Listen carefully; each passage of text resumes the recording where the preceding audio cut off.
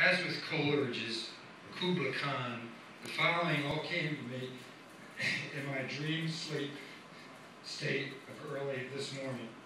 I'm going to pull it together. F. Scott Fitzgerald, one of Miss Scott's favorites, once opined that the sign of a fine mind, a true intellect, was that it could hold two opposing views simultaneously and realize that both were true. This was something Miss Scott could do. In fact, in contrast to most of us, Miss Scott had no trouble holding two opposing views simultaneously and could one-up F. Scott, note the similarity in names, by holding three. This intellectual ability would have its consequences, most of which Miss Scott never noticed. On another topic, I once had lunch with Ron Turcotte, the jockey of the brilliant Triple Crown winning record-smashing Secretariat. He said most horses have one move. I always thought about horses. Oh, we all do. He was sitting there before me, paralyzed, and he said most horses have one move. One time you can ask them to run. A very, very few have two. Secretariat, Turcotte learned he could ask Secretariat to run, to make a move, to pass horses, and then ease back 3 times. Miss Scott had this same uncanny bravery and endurance, the heart and courage to be able to reach down deep and run with all one's heart in the race of life to the wire, no matter what setbacks, over and over again. Allow me to digress. Why do I say Miss Scott? Well, this is the boarding school, old school appellation, the teacher nom de guerre given Jan by Irishman John Jones, a great friend of hers, mine, and a few others here. It was not without irony. Miss Scott, so proper, tight-laced, prim, spinster, strict, all that Jan was not. Like a character out of a play by Tom Stoppard, author of Rosencrantz and Guildenstern Are Dead, another of Jan's favorites. My most memorable times with Miss Scott are centered around taking graduate courses together at Johns Hopkins, for which Oldfields paid half the bill. The classes began at 6:30 p.m. Miss Scott was consistent. She'd pull up at the Pond House at 6:15 sharp, right down here, having just finished her paper, chipper, cheerful, not the least rushed or drained, prepared for the 30-minute drive, which she insisted was 15 minutes long.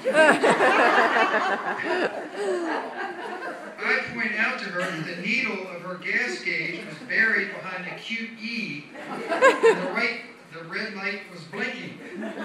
We drive in Pearl a 10-year-old, tiny, shapely tin pot of an opal. It looked and felt as if it had been designed by Walt Disney for his grandchildren. What was that movie? Kitty Kitty Bang Bang? Chitty Chitty. A Chitty Chitty Bang Bang. Designed for Dick Van Dyke. Discussing that week's novel that we just read, we stopped at Enzer's gas station.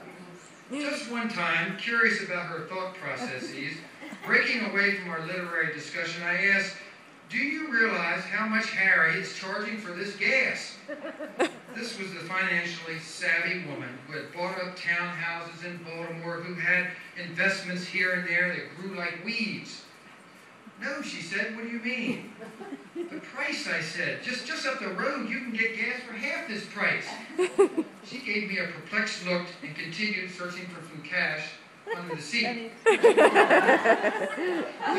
The few emergency occasions I had ever purchased gas at this location, for which in the late 80s, Harry Enzer charged more than is charged today, Harry would sit in his office smoking and scowling at me as I grabbed the handle, pumped the gas, jogged in to pay him, at which time he would release a stream of epithets about the state of world leaders that would make today's rappers blush. Then I jogged back to the car. With Miss Scott, it was different. Harry bustled over right up to Jan's window. $2, please, Harry. yes, in about 10 seconds. You wash the windows. Like me to check under the hood? No, that's all right, Mary. And we were off, Miss Scott urging Pearl up the hill. Class would begin in 10 minutes, 22 miles to drive. We continued to Hopkins, enveloped in a billowing, bright bubble of themes and characters in high art. Scott and Smithwick at JHU. We put Kerouac and Ginsberg, the beats of Columbia in the 50s, to shame. Weed Park and I would lead the way to the classroom. The picaresque novel, picaros in literature. Rogues, rebels, plotting, scheming young men working their way up the social and financial ladder and down the road of life by beguiling the hoity-toity, duping the dukes, and sleeping with the princesses. We had a whole group of very earnest, non-Hopkins-like adult educators, school administrators, who were taking this course as a requirement for their degree. They voiced their concern over how the professor would arrive at his grade for our first paper, which he had rather loosely, nonchalantly assigned. What was the rubric for the paper, they asked. What were the parameters? Would we be receiving an assignment sheet? To Jan's sheer delight, she kicked me under the table. The professor explained that he usually made a nice fire in his living room fireplace, lit some candles, opened a bottle of wine, sometimes two, read most of the papers, and jotted grades on them. He wasn't really sure how he came up with the grade. Papers that were no good, he simply tossed in the fire. Miss Scott thrived in this class. Week after week, as the professor sipped wine by the fire, he wrote A+, A+, A+ on every one of her papers. Not so with the rest of us. After class, Pearl was not very good at getting us home. We'd make a stop to slake the thirst of our fully exercised and inspired minds. We'd laugh and laugh, especially after the creative writing class the following semester.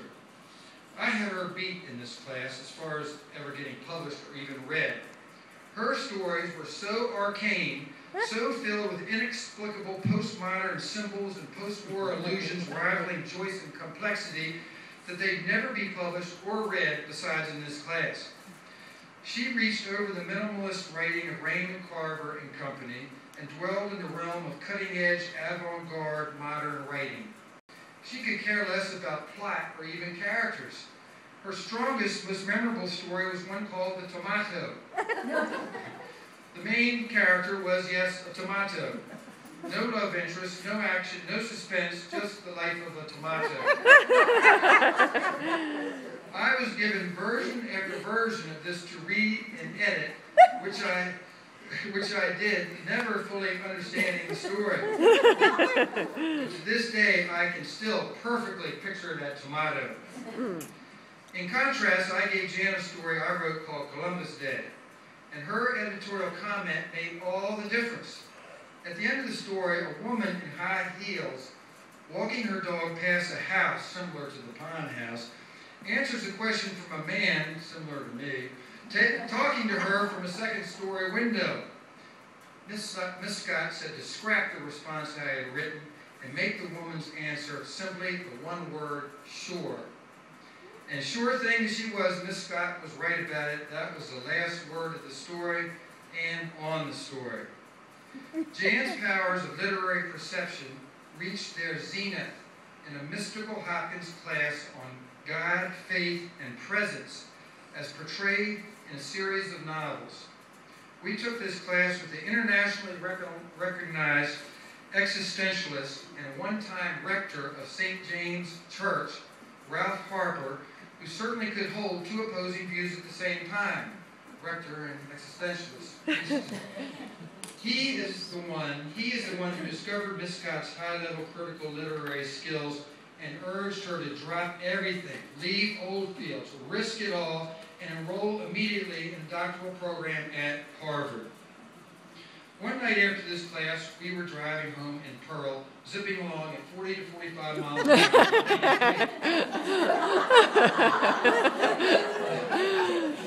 That's fast. The The sewing machine engine straining, tractor trailers roaring by. We were discussing presence, God's presence in the characters of novels by Robert Penn Warren, Flannery O'Connor, and Graham Greene. This ethereal subject on which Harper had written a book and for which he had received a MacArthur grant of hundreds of thousands of dollars. Miss Scott was fully into the topic. I could tell because she was slightly trembling, her head unrhythmically bobbing. She was possessed by God's presence. We were heading down the gradual slope of Route 83 in our chitty-chitty bang-bang vehicle. It was about to take off to fly, powered by the sparks, pistons, and RPMs of our alternating laughter and intellectual insight. We were discussing presence, and I saw the exit coming up to Belfast Road, approaching, nearing, a rather long and very visible entrance, a huge sign there, an exit we've both taken hundreds, thousands of times, and Pearl just kept motoring along. In our right-hand lane, the same speed, past the turnoff, and over the bridge. Who cares? I didn't care. I wanted this drive, this talking, this connection, this being in the moment, the palpable feeling of Jan's presence, the most intense spiritual, intellectual connection I'd ever had with a woman who was not my lover, wife, and mother of my children. I wanted this to go on forever, and Pearl kept going, and Miss Scott kept talking. Finally, I pointed out that we had passed our destination, overshot our goal, gone off course, and would be in Pennsylvania soon if we missed the next exit. Approaching Hereford, I looked at the red light again blinking and a cute little E on the dashboard. And we were laughing, and I felt as if Pearl would take flight, much like Remedios the Beauty, so pure in 100 years of solitude. Remedios, who was hanging the clean white sheets on the clothesline to dry one breezy afternoon, and a sheet blew off, high, high into the clouds, and Remedios looked up. Her blouse and skirt billowed, and she too flew off. How Jan loved that scene by Gabriel Garcia Marquez. Pearl too might take off, circle a few times. We'd look down at Earth and humans and their mundane concerns, then jet into the stratosphere of purity and art and spiritual presence and tomatoes. That's where I see Miss Scott at this moment. In Pearl, traveling at the speed of a tomato,